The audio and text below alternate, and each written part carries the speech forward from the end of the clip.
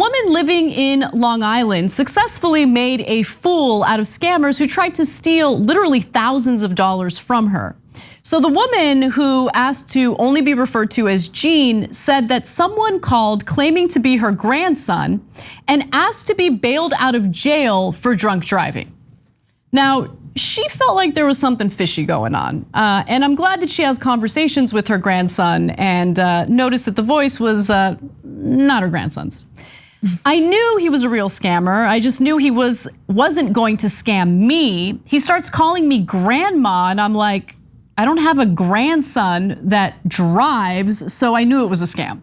So already, boom, big mistake, assumption that the grandson drives, grandson doesn't drive. Don't know why, maybe because he's in Long Island and public transportation is better. But the story gets better, okay? So the scam took several phone calls to play out and involved multiple unidentified males, police said in a press release. One person claiming to be a lawyer for Jean's grandson told her that he needed $8,000 to get out of jail. A third person called claiming to be a bail bondsman coming to collect the money. I told him I had the money in the house and I figured he's not gonna fall for that, Jean said, adding that she called the police. Well, he fell for that hook, line, and sinker. So these clowns are like, oh, we got her. They show up to collect the money, and when they showed up, they were met by the police. And there you have it. Sometimes it's called the Ring, right? That Ring camera. Yeah. Sometimes it comes correct, and this is a perfect example of it. There's a shot from the camera where the scammer is getting arrested. And I think she's there on the phone like, yep, I got him. I love it. I love it. It's so good. Leaning on these idiots. Oh, it's so good. Kind of a huge move, right? How would you string them along for that long on her part, rather than being like, no, I know you're a scammer, goodbye, I don't have a son who drives. And also don't get anywhere near my house, because that's scary as a woman who might live alone. Yeah, this is like Casparian energy. I feel like this is what you're gonna be like. That's a great point. So the one thing that would stand in my way would be like time restrictions. Like I just have too much going on. So like engaging in this and stringing them along, I'd want to do it. And I have done that with, like the telemarketers who are super shady and they call you and they're just like, your warranty is expired and we want to help you out, like those guys. Like, of what? Yeah, and I'll sometimes stay on the phone with them and ask a billion questions and just waste their time. But what I actually love about Jean here is the fact that she had a plan. Like she's clever as hell. Like she had a plan. How can I get them to show up to a place where police will meet with them and arrest them? That was super smart. I wouldn't have thought of that, I gotta be honest. She got outplayed too, because like they are also trying to play this 3 people calling her bail bondsman, blah, blah. Which, by the way, the original like, hey, grandma, I was drunk driving, like that's already a huge leap to ask your grandma to bail you out when you were drunk driving, versus, I don't know, make up something else of why you were arrested. So anyway, like they missed her with that. Yep. And then she was one step ahead. Did you know there are actually people like Jean who professionally catfish, not catfish because their scammers are actually doing it, but keep scammers on the phone and continue to talk with them to try and get them on record, basically with like the FBI and other people going at like these scammers to get them on the phone, admitting to what they want this person to do. And so like, because like old people are kind of unassuming, they're actually really good at scamming themselves and getting the dudes who are trying to do this. I love it. I didn't know about that. I didn't know about the FBI angle. I've heard about some services that you can like purchase to like basically annoy the hell out of the telemarketers and stuff like that. But I like the FBI angle. Like this is the kind of stuff that I'm cool with the FBI focusing on, right? Totally. Go after the people who defraud elderly folks. And I'm terrified about that. Like I have conversations with my parents about this regularly where I'm like, if they call you and they say they're with the IRS and something about your Social Security or Medicaid, it's BS, okay? Don't fall for it. Like I'm always terrified because sometimes like those calls sound super official.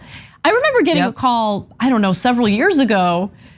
It's a little embarrassing to admit that I like believed it was real for half a second, but I did. They left a message, because I never answer phone numbers that I don't recognize. They left a message and it sounded like it was from the police department. And I was like, what did I do? Because sometimes I'm a baddie. But I thought about it for a second and I was like, no, I haven't broken any laws. This is definitely a scam. But I've gotten one of those calls before. I got on a call, I was working a desk job. I was at AJ Plus, too much fluorescent light, and I was like, oh, I need a vacation. Get a call, and it's like, hi, do you want an all expenses paid trip to Puerto Rico, Punta Cana? Or no, Punta Cana is Dominican Republic, right? DR. Go to Punta Cana for 10 days for $700. And I was like, yes, yes, yes. I got them on the phone for I asked them so many questions because I thought it was real, and I was like, really? And it's like one free drink a day. Okay, but to the point where they got so mad at me that I wasn't giving them my credit card yet, and they were like, all right, let me pass you to my boss. Some other guy's like, hello, and they're just and then finally he was like, well, do you want to sign up or not? He just got so mad, and that's when I knew. I was like, oh, this is a scam. Yeah. Damn it. Yeah, there really are no freebies. No one's hitting you up to do you a favor out of nowhere. No. You know what I'm saying? No. But Anna, tell me this: how are they getting our numbers? Because it was when I haven't had, huh? Oh, I'll tell you. But continue. Well, no, okay. So this is a few months after I got a real credit card. Moved back to the States. I was like, it's my effing credit card. I know that it's my credit card. You tell me though. Well, okay, so I did a lengthy segment for this when I used to work for Jacobin. And so, because I wanted to understand, how do all these online data brokers, and there's dozens of them, Fast People Search and all that, White Pages and all that. How do they have so much of our personal information, including phone numbers, addresses, everyone in our family, everything? Yeah. And it's,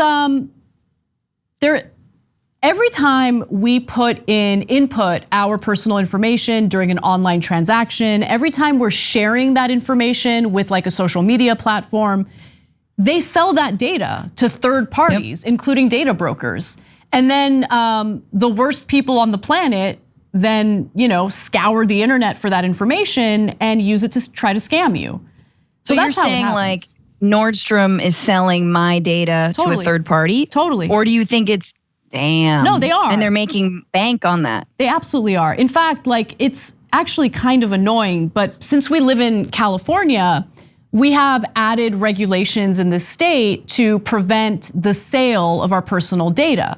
And so every time you go to a website, you'll see a pop-up that says, don't sell my data or whatever.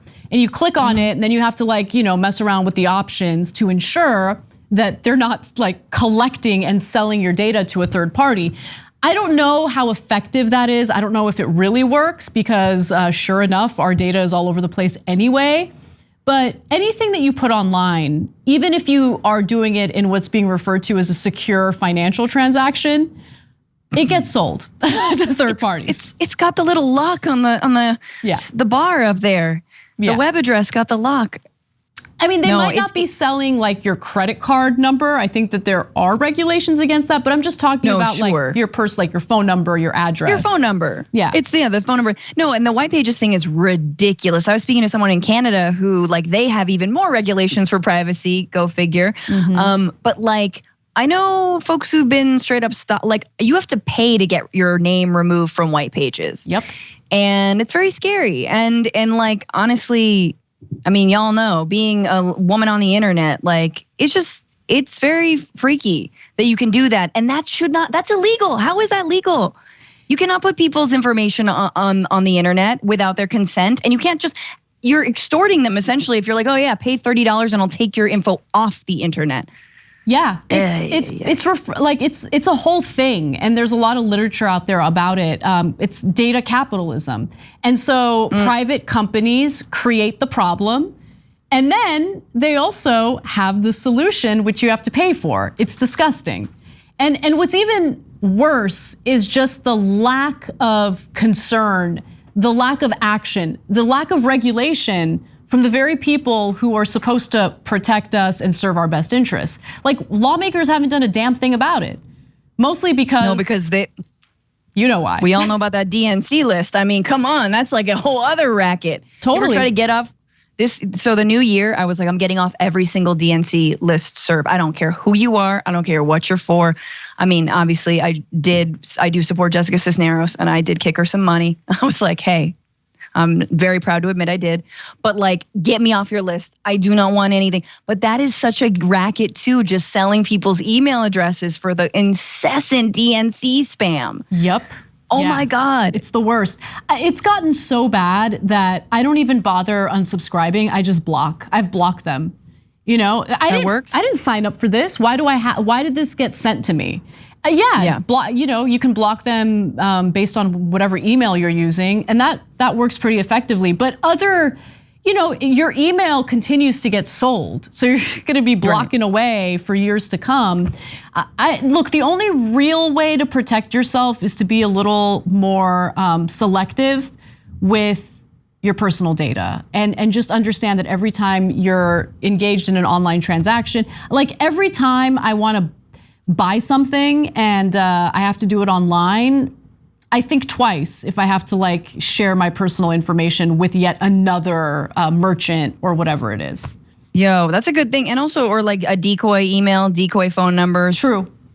Those work. That's true. Like having a junk email.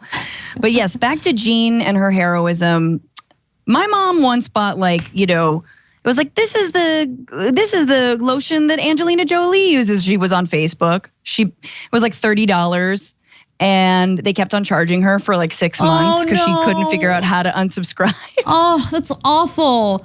No, I mean, I have a family member who fell victim to a Facebook ad for definitely an authentic Louis Vuitton bag. Definitely authentic. It's being sent from China, but it was actually rerouted from Italy to China and then to the United States, but definitely authentic. Totally.